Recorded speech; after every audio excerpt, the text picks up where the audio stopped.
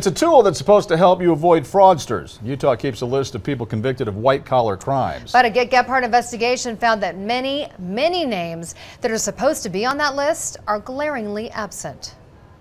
3 years ago, Utah created this first-of-its-kind registry called the White Collar Crime Registry.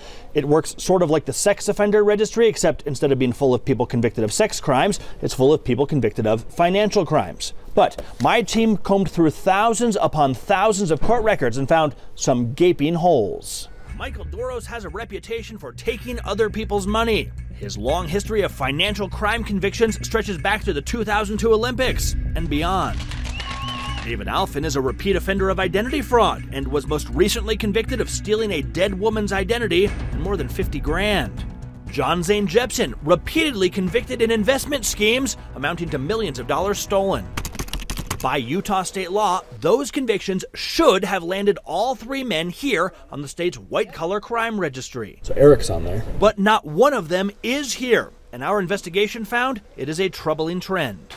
We combed through more than 5,500 court records, focusing on cases that should have landed somebody on the white-collar crime registry. Things like insurance fraud, securities fraud, and theft by deception. In total, we found more than 101 names missing. That's about 1/3 of all the names that ought to be on this list. By our count, about 1/3 of the people who should be on this registry are not on this registry. What's your reaction to that? Well, I'm disappointed, but I'm not entirely shocked. David Sonnenreich with the Utah Attorney General's office says the registry has a major flaw. You see, it's the responsibility of prosecutors and offenders to report names to the registry, but there's no penalty if names are not reported. For us, I can't even fine them $10 if they don't come and register with me.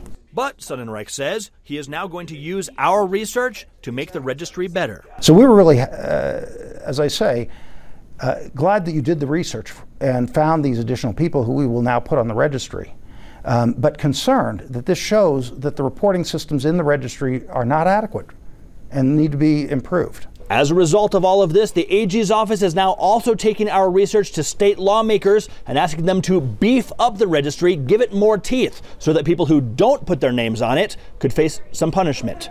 If you've got something you want me to investigate, give me a call. My number, 801-839-1250, or you can email me, Gephardt@kutv.tv.